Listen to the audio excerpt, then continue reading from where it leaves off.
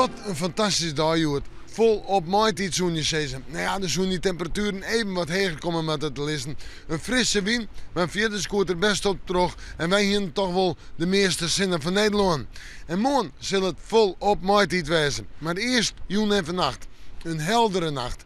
En een nacht met temperaturen om het bij de 1 of de 2 graden in. En dat betekent kans op frost onder groen. Op de eiland luidt de temperatuur met 3 of 4 graden wat hoger. En dan de wind die neemt komt uit zuidelijke richting, matig want vrij krachtig nog in het waardgebied, op het vasteland zwak of matig. Morgen, ik zei het al, vol op maaitijd. De zin is erbij, maar minder zin als Joet en staat gewoon meer en meer bewolking. Letter in de midden is het donker, bedoel ik maar bewolkt waar. En de temperaturen die mij er wijzen, 10 graden op de eiland, 12, 13 graden op het vasteland.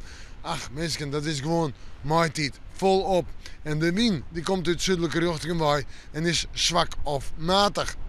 In de joentijd bewolking en droeg, in de nacht al wat rein, dan komt snijder achteraan. Ik heb weer een dag met temperaturen die de wijze mij 10 en 12 graden. Maar ik betieden rein en lichte rein. Het meeste wetter valt op het vasteland. De eilanden hebben de meest droege perioden nog.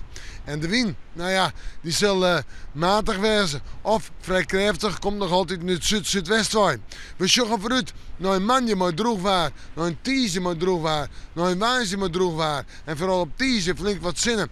En maaitijdtemperaturen. 12 of 13 graden, op tiesje zelfs aan 13 of 14 graden. En de wind gaat dan naar het oosten aan. Het kan net beter zoeken voor ze. We moeten morgen maar weer even in het waarschuwen.